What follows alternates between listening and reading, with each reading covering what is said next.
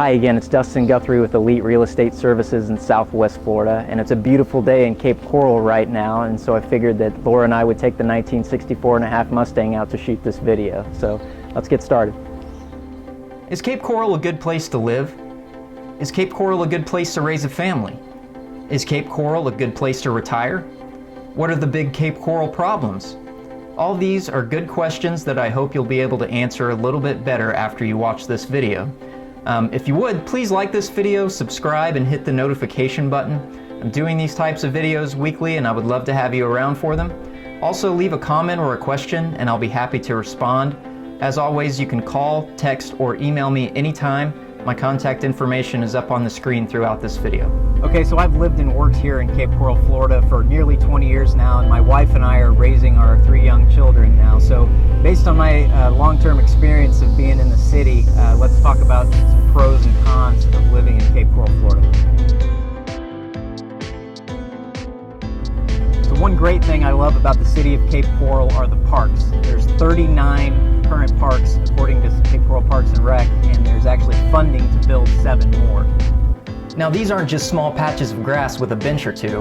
We're talking dozens of playgrounds, tennis, pickleball, and racquetball courts, basketball courts, soccer, football, baseball, and softball fields.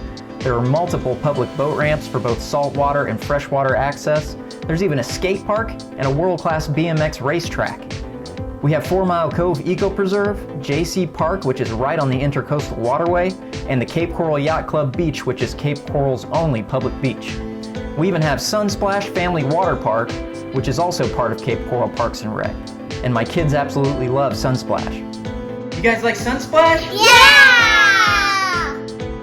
There are constantly events, classes, youth camps, and after-school programs, and so much more that I can't include on a short video like this. So if you'd like to learn more, or you're looking for things to do in Cape Coral, check out the Cape Coral Parks and Rec section of capecoral.gov, and shout out to Cape Coral Parks and Rec for doing such a great job at keeping all of our parks in great shape. They truly are the hidden gems in Cape Coral. Is Cape Coral safe? Is Cape Coral a safe place to live? The answer is absolutely. According to NeighborhoodScout.com, the Cape Coral crime rate for violent crime is only 1/3 of the national average, with only a 1 in 738 chance of becoming a victim of violent crime.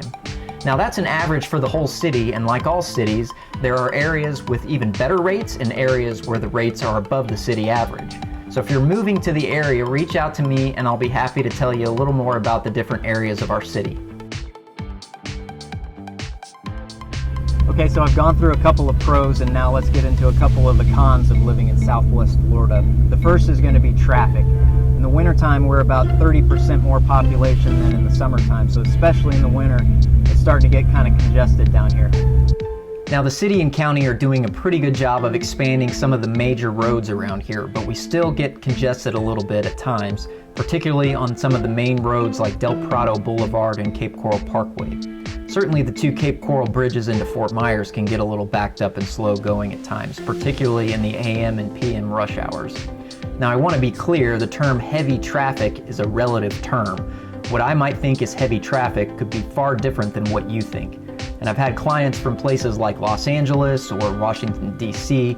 that come in town and kind of laugh at my definition of heavy traffic. So sometimes I think I'm making a mountain out of a molehill when I complain about the traffic in Cape Coral. I think this is just one of the prices that we pay in Southwest Florida in general for the growth that we've experienced.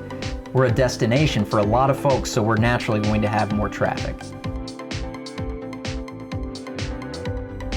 Okay, so the second of the cons of living in Cape Coral could be a pro or a con depending on how you like to live, but it's going to be the City of Cape Coral's code restrictions that they place on private homes and businesses.